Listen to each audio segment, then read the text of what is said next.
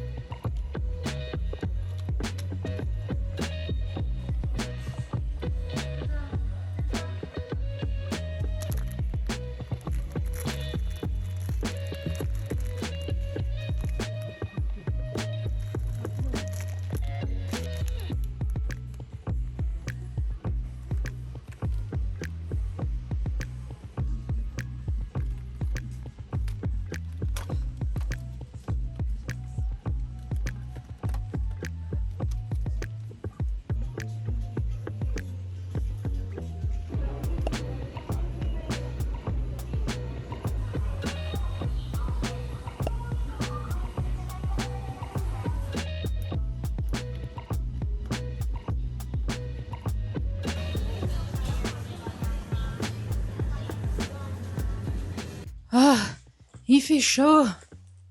Bon, je range ma pastèque et après on déballe tout ce que j'ai acheté. Oh, ça va faire du bien.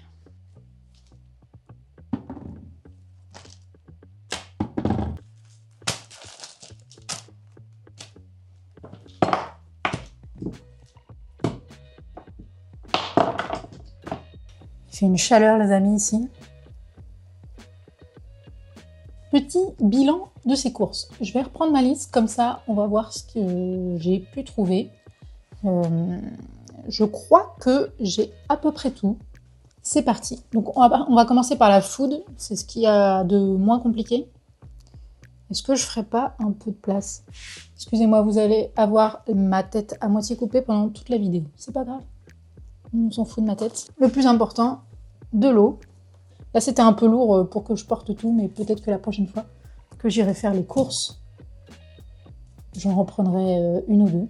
Ça, c'est un peu la base. Et ensuite, on conseille d'avoir toujours sur soi de la food qui est non périssable. J'ai déjà quelques trucs dans mes placards, mais du coup, j'ai acheté de quoi faire des repas un petit peu plus fancy si on doit rester cloîtré pendant 3 jours chez nous.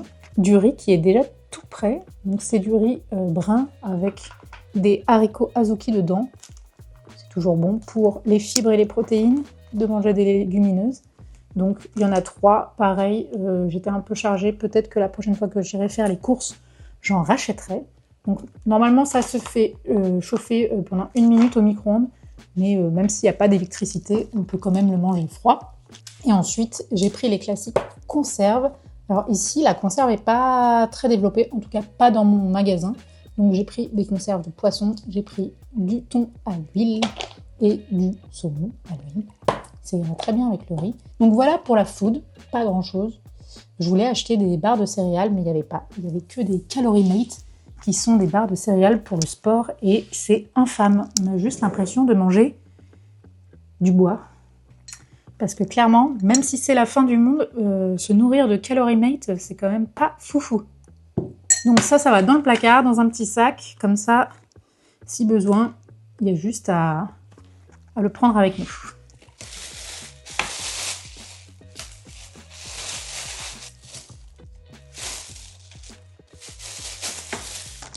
Ok, passons au gros morceau, donc le fameux sac d'urgence. Donc j'ai pris ça. Posé 1 ou 2 fois la question sur Instagram pour savoir si c'était parce que c'était un peu la folie à cause de toutes ces rumeurs en ce moment qu'il fallait avoir ce sac, ou c'était vraiment quelque chose du quotidien. Et en fait, c'est vraiment quelque chose du quotidien ici. On ne sait jamais, le Japon est vraiment soumis aux catastrophes naturelles et on ne sait jamais ce qui peut arriver. Donc, prophétie ou pas, prédiction ou pas, c'est toujours mieux d'avoir ce sac près de soi, comme ça, si besoin d'aller dans des centres d'évacuation ou toi, on a tout ce qu'il faut. Vous voyez, en fait, ça c'est vendu vraiment toute l'année. Préparation au désastre, have one ready for peace of mind. Donc vraiment, pour avoir l'esprit libre, toujours avoir ça sur soi. Et donc lui, il était à 200 yens. C'était un petit peu plus cher. Il faudrait une poubelle. Bon, on va mettre tout ça là. Magnifique. Donc, on a un petit sac avec une petite poche avant. Il faut écrire son nom, blood type, l'adresse et le contact d'urgence. Donc, je ferai ça tout à l'heure. Ce magnifique sac argenté. Le futur, les amis, le futur. Et quand je vois tout ce que j'ai, je me dis que j'ai oublié de prendre des petites pochettes. Bon, c'est pas grave.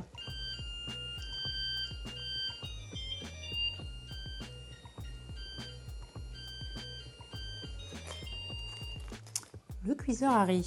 Alors, par petite trousse de secours. Donc, j'ai acheté une petite trousse. Violet, parce que c'est pas parce que c'est la fin du monde qu'on met pas un peu de couleur dans sa vie. Et qu'on n'est pas un peu girly. Donc, petite trousse de secours. Donc, avec pansement, du désinfectant. Ouais, j'ai totalement vu ça trop petit, moi. J'ai le droit d'y retourner, mais c'est pas grave. J'ai déjà rempli ma trousse. J'ai fait n'importe quoi. Bon. Et bandage. Après, je pense que je vais aussi rajouter médicaments. Doliprane, chose comme ça, paracétamol. Dedans. Ensuite, sur la liste, on a des masques pour si poussière ou maladie. Et des lingettes pour se nettoyer le corps. Des toilettes portatives, parce que si plus d'eau veut dire plus c'est ouf, c'est là. Donc, toilette portative.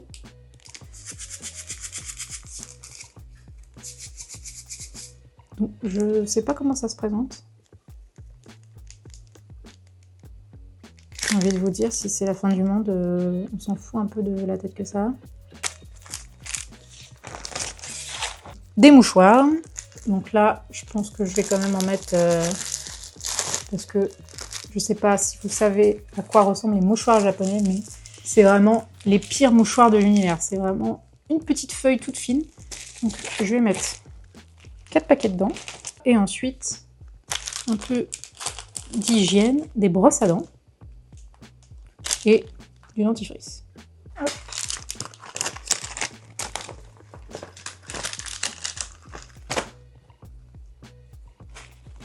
Parce que ça arrive toujours au mauvais moment.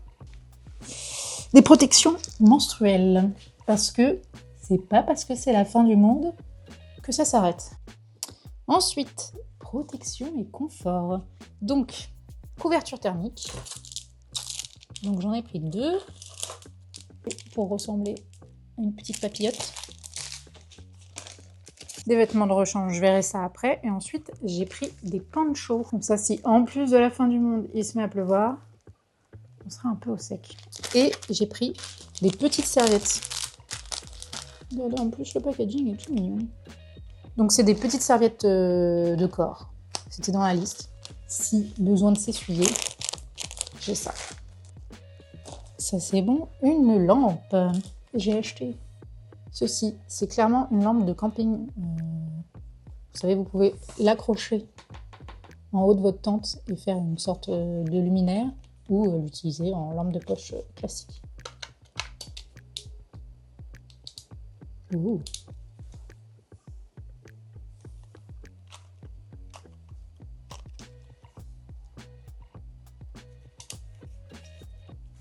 Et ensuite, un sifflet.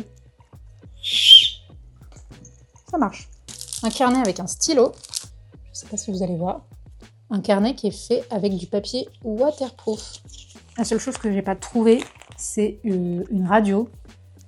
Après, est-ce que j'en ai vraiment besoin? Je ne sais pas. Peut-être un petit peu. Trouver une radio FM qui fonctionne à pile.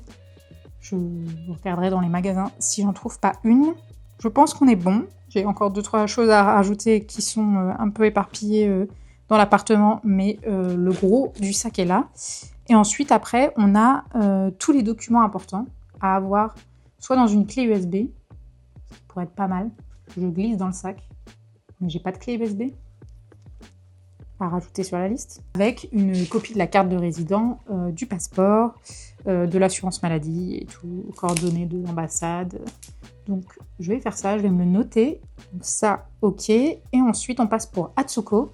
Donc nourriture, ça j'ai, les sacs et tout. Excréments, j'ai juste à mettre dans le sac. Et j'ai acheté ceci. Hop.